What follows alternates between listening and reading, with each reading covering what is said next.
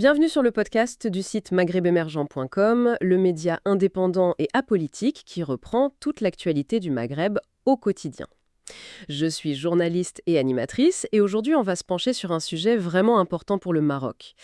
Pour en parler, j'accueille notre spécialiste qui va nous éclairer sur ce dossier. Bonjour. Bonjour.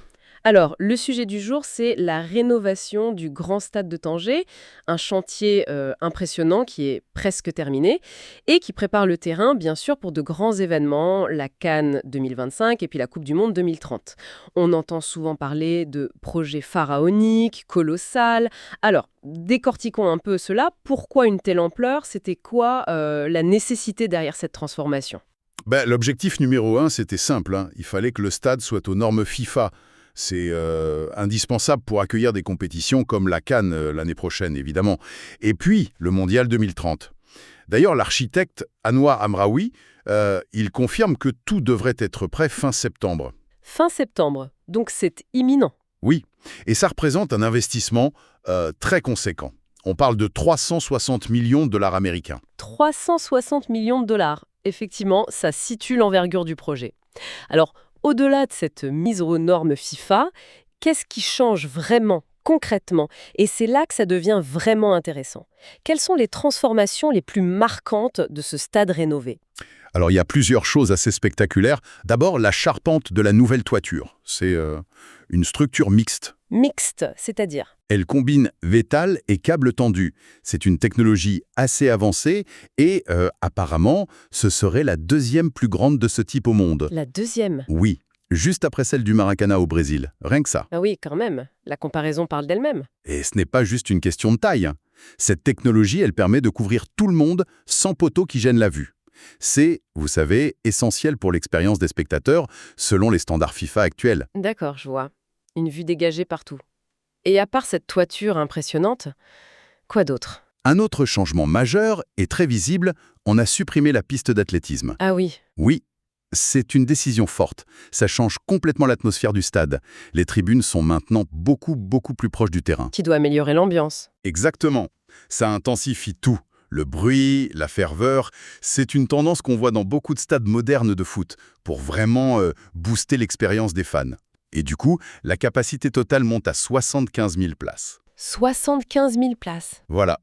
Et toute couverte par cette nouvelle toiture monumentale dont on parlait. Et à l'intérieur? À l'intérieur aussi, tout a été refait. Les vestiaires, les salons VIP, les zones pour les médias, tout est aux normes FIFA et bien sûr, le terrain lui-même. 105 par 68 mètres. Pelouse naturelle. Classique, mais essentielle. C'est donc une transformation de fond en comble. Omar Kariari, conseiller à la Fédération marocaine de foot, parle d'une plus-value indéniable pour l'infrastructure sportive. Alors qu'est-ce que tout cela signifie concrètement? Au-delà de la CAN et du Mondial, quelle est l'importance stratégique plus large de ce stade pour le Maroc? Si l'on replace cela dans un contexte plus large, ce stade modernisé, il vient clairement renforcer le parc d'infrastructures sportives du Maroc.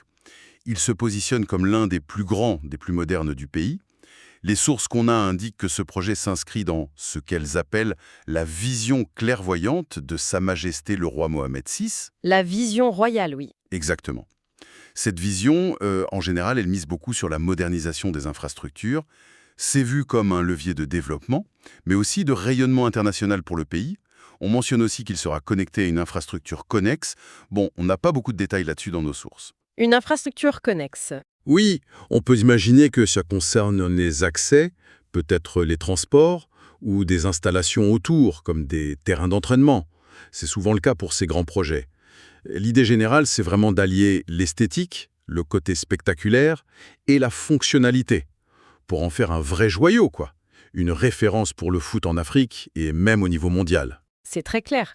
Mais un investissement de 360 millions de dollars, c'est énorme. Est-ce que les sources parlent un peu de l'après? Je veux dire, l'utilisation à long terme du stade, une fois que la CAN et le Mondial seront passés, pour que ça reste rentable, utile? C'est une très bonne question.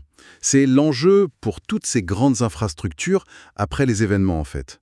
Les sources qu'on a consultées, elles se concentrent vraiment sur les objectifs actuels. La CAN, le Mondial, les aspects techniques, l'ambition. La stratégie d'exploitation sur le long terme, elle n'est pas détaillée ici. Mais c'est sûr que c'est un point fondamental pour que cet investissement profite durablement à Tanger et au Maroc. Bien compris. Bon, si on devait résumer les points importants de notre discussion, hein, le Grand Stade de Tanger termine une rénovation majeure prévue pour fin septembre, un gros investissement 360 millions de dollars pour être norme FIFA pour la CAN 2025 et le Mondial 2030. Les points forts, 75 000 places, une toiture unique, couverte, et une ambiance qui promet d'être transformée grâce à la suppression de la piste d'athlétisme. Et enfin, c'est un projet d'importance stratégique pour le Maroc qui renforce ses infrastructures sportives dans le cadre de cette vision royale plus globale. C'est bien ça? C'est tout à fait ça. Et d'ailleurs, cela soulève une question intéressante pour l'avenir. Ah oui? Laquelle?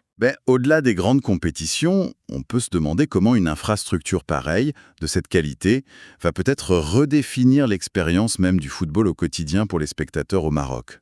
Et puis plus largement, comment ça pourrait remodeler l'image de Tanger sur la scène internationale.